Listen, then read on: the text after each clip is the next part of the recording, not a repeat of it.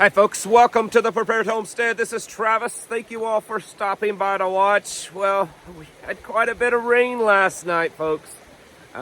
Thankfully, we didn't really have any kind of severe weather other than just a lot of rain. Did get a lot of lightning, a couple of close shots, but nothing damaging, thankfully. But I know that some of the parts of the country may have had some damaging weather, or at least even more extreme than what we did. And we're expected to get some more rain, but man, look at the creek this morning. Woo! Yeah, this here's the small creek that flows into the big creek. And yeah, she's up quite a bit today. And it's definitely that cold front has cooled us off quite a bit. Yesterday, well, the last couple of days, it was just almost kind of sultry.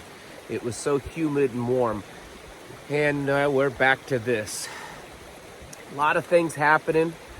This morning I saw that Moody's credit score has said that there's pretty much not much of anything that can be done about this whole banking stuff. That that they're not confident that all of these things that are being done, that the Fed and everyone is trying to do to shore up the banks, to keep them from all failing, is going to actually be successful.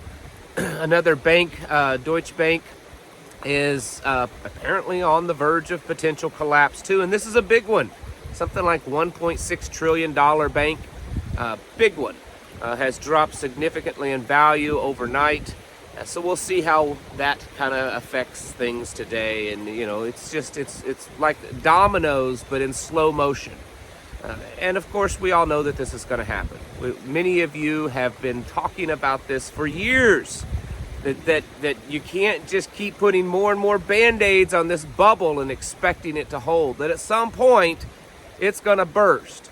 And all of this ridiculousness that they've been doing with the economy and the financial systems, it's all eventually going to have to come crashing down, because you can't just keep, printing fake nothing and expecting everything to just be okay.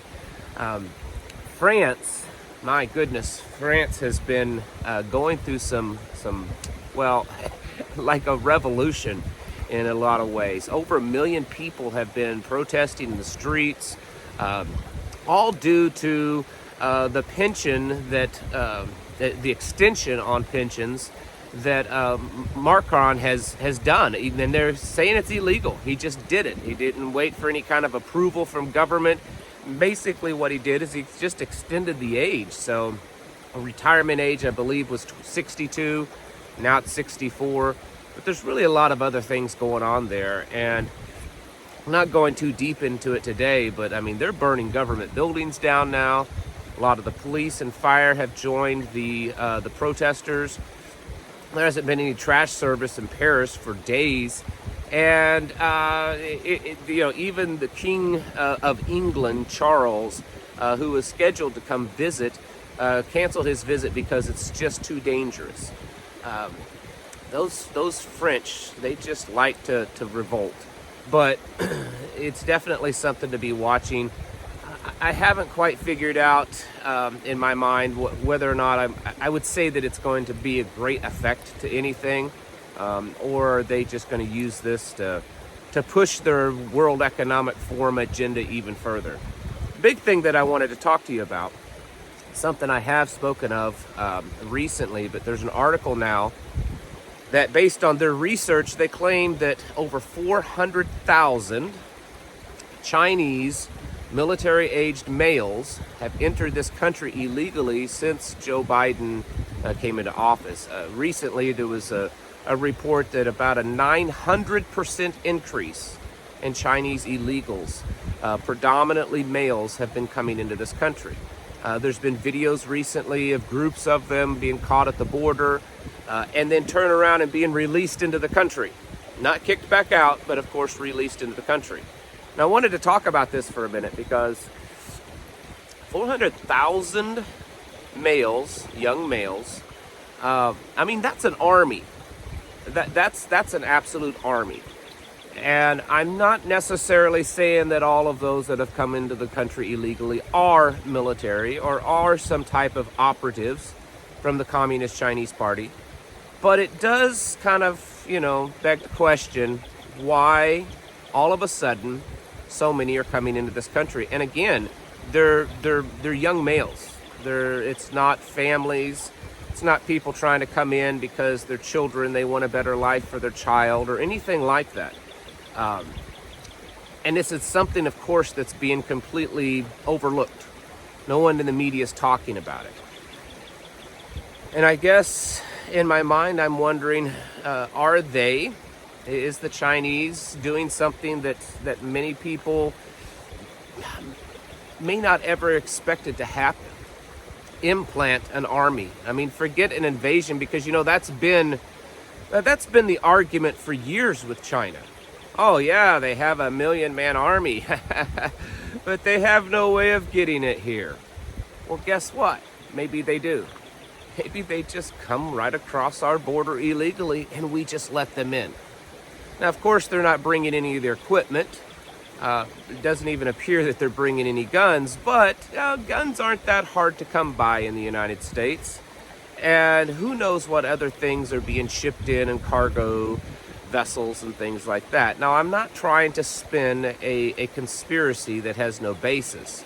I'm just trying to pose the question of, are we allowing an adversary that has been open about taking over our position as the world leader?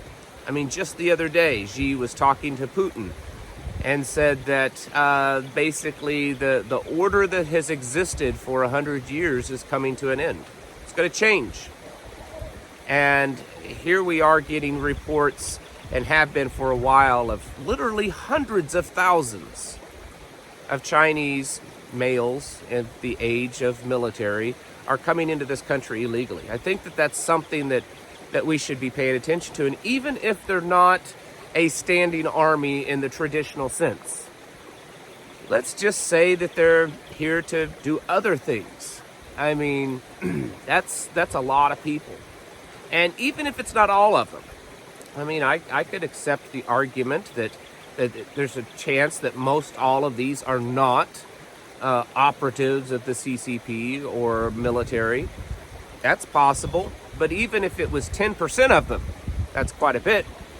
I mean, that's enough people to do a lot of crazy things when you spread them across the country. If you split them up into groups of 4 or 6 and you send them out all over the country doing certain types of espionage, attacking, utility and infrastructures. There's a lot of things you could do with that many people. And we're just allowing them to come into this country illegally. This is where I get most of my beliefs that the current administration is probably somehow in cahoots. I mean, of course, there's all kinds of money from the CCP that goes into the current administration's bank accounts. But this one right here, allowing a foreign adversary to just walk across our border. I mean, when has this ever happened in history, folks?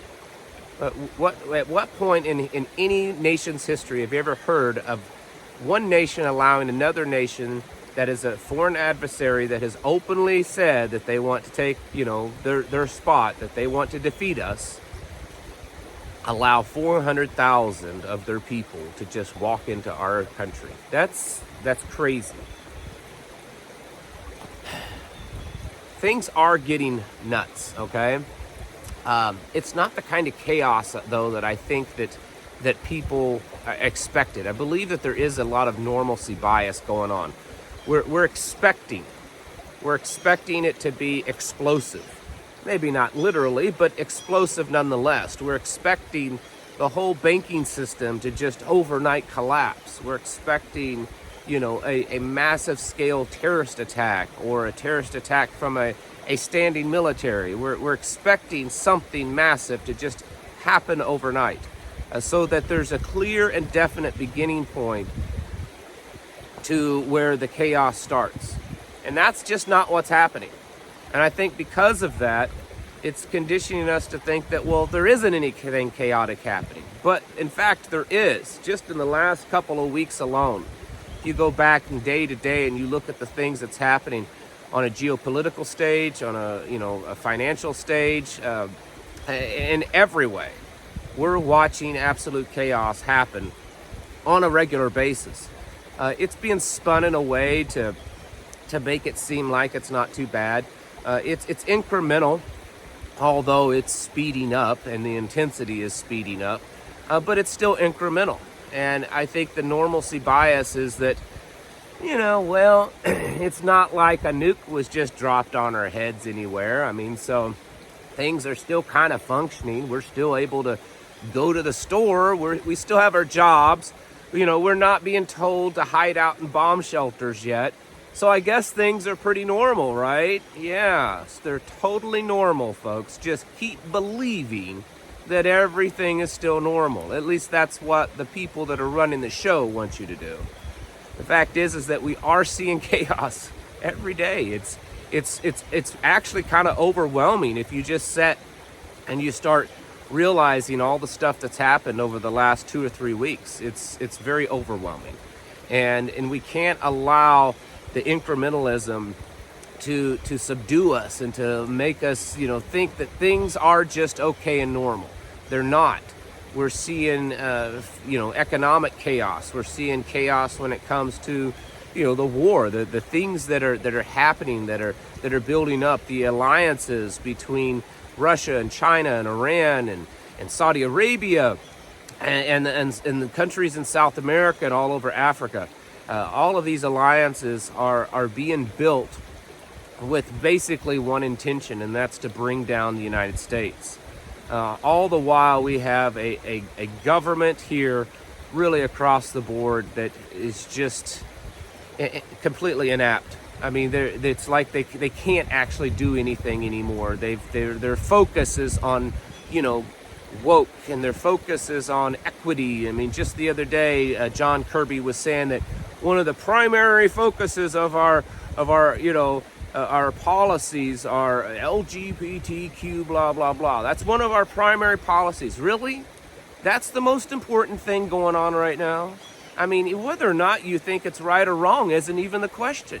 It's just, we've got potential world wars. We've got, our currency is potentially collapsing. Our banking system is collapsing.